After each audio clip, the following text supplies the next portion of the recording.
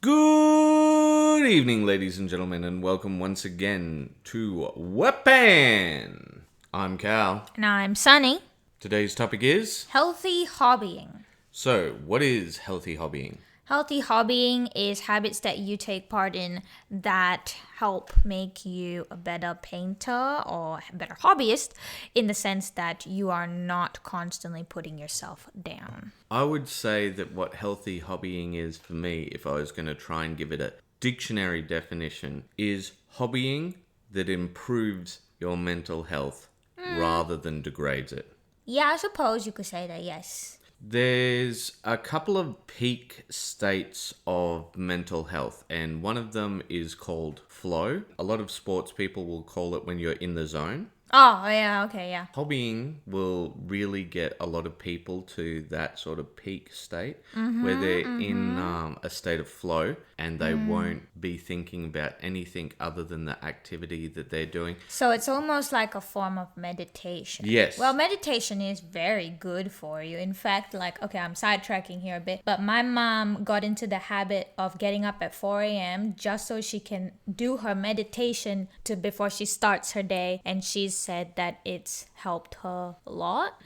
So I don't know, I think better focus, better, like it flows better, I guess, like it's just smooth. Yes. Yeah, smooth. I understand. We used to attain this state naturally when we were hunting, when we were gathering, when we were farming, or when we were doing work, say working on a clock, or just chopping wood. It sounds like what you're saying is work that has an almost repetitive element to it. Like when you're farming, you're constantly like sickle and pull kind of thing. Lumber is just chop, chop, chop. There's a rhythm to things, right? Yes. And when you get into the rhythm of things, then you go into the zone. Yes, And, exactly. And painting has a lot of those repetitive things. And I know in the past we did talk about how like repetitive tasks actually make it so that you feel burnt out because it's so consistent and all that. I think the thing is when it's assembly line. So when, like, say, for example, you're spraying 100 guys, so you just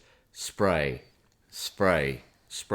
You're not in that zone, right? But when you're just painting up, just layering up, I think you're much more in that zone. So what we have talked about here is coming back to the healthy hobbying bit, right? So we've previously talked about how repetitive tasks in hobbying actually makes it so you're so bored of it and sick of it that you don't want to do it anymore.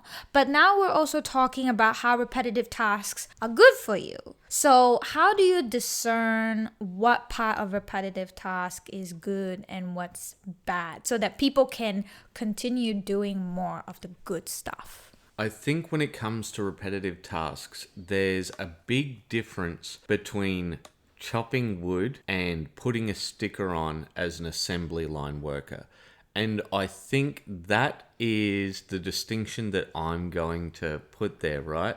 So I'm not going to define it any more than that because I don't think that I can. Because are you trying to say that chopping lumber is okay in the sense that because there's a purpose, there's an end goal? No, so like, for example, when you're chopping wood, right, you'll get the wood, you'll put it up, you'll chop the wood, you'll get the two split parts, you'll chop those, and then you'll get the next piece of wood, and so on and so forth, right? And so there's a break between. But when it comes to assembly line things, it's just that sticker, one task. sticker. Yeah, it's the one task and you do it over. But when you're cutting wood, there is sort of different steps to it. But you're doing it. So there is some level of variance. Yes. Yeah, so you want some level of variance. Okay, now I understand what you meant by the painting process feels better than when you're doing the spraying process. Yes. Okay, cool. It's not that spraying is bad. For example, say you're lovingly highlighting up with a zenithal prime, that can be fine. Priming can be fun. But if you're doing 100 guys, priming them front, that's what sucks all the There's out not of it. much any artistry to it or anything like that. Yes, Yeah. exactly. So other than, finding time to get into a meditative state with your hobby, is there any other healthy habits Yes, we want to yes, talk there about? are healthy hobbits. Yes. Okay. Yes. So let's talk about the 600-pound gorilla in the room, the pink elephant in the corner, which is the internet, social media, always being online. What's wrong with that, Cal? The problem is if you're always online, you're always connected. You're always connected to everybody. You have an invisible eye on you at all times. You are acting as if you are being watched by everyone. Your brain, trust me when I say, it functions very differently when you're being watched. It's true. It's true. When you're being watched, you feel you need to be perfect. Yes. When you're not, you feel like I can be whatever I want. I can do whatever I want. Which is exactly what hobbying should be, which is what it's meant to be. But it has a lot more to do with the fact that the brain is literally wired different when you're in a group versus when you're alone. When you're in that state of flow versus when you know that you're being watched. An excellent example of this would be when athletes choke. When they feel the pressure of the crowd, what happens to them? They choke. Right. So this comes back to the point about how in social media, you see that one perfect shot. You see that perfect shot of the artwork, and then you don't actually think about how many hours that went into making that perfect shot, that perfect artwork that you see or think that you see. That is something that causes you distress. The problem is that your poor analog brain is not set up for this digital world. Like we were saying before with the work compared to the assembly line, take a look at how your brain responds to these algorithms. There are psychologists, there are sociologists, there are doctors, there is all of these people working against you because it will make more profit for these social media companies because they will get more ad dollars out of you. Just remember, when it comes to these things, you see that finished product, that's not the reality. The reality is this guy spent 300 hours working on something.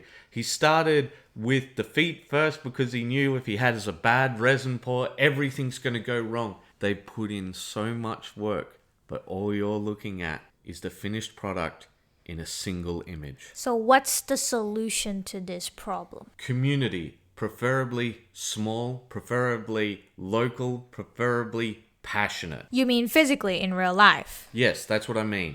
Just like fishing or other solo activities, they can still be done in a group. All right, Cal, where can people find a good community or a good group to engage with? Usually at your friendly local gaming store. However, we know, like the dinosaurs, they are going extinct. Some of the times, you have to go to the devil you know, social media. Just check out the groups before you commit, like you would with anything else. Okay, so to summarize everything that we've talked about today, 1, you want to get into a meditative state with your hobby. Yes, or a flow state in the zone. And the next thing you want to do is removing pressure from your hobby, removing the idea of chasing perfection.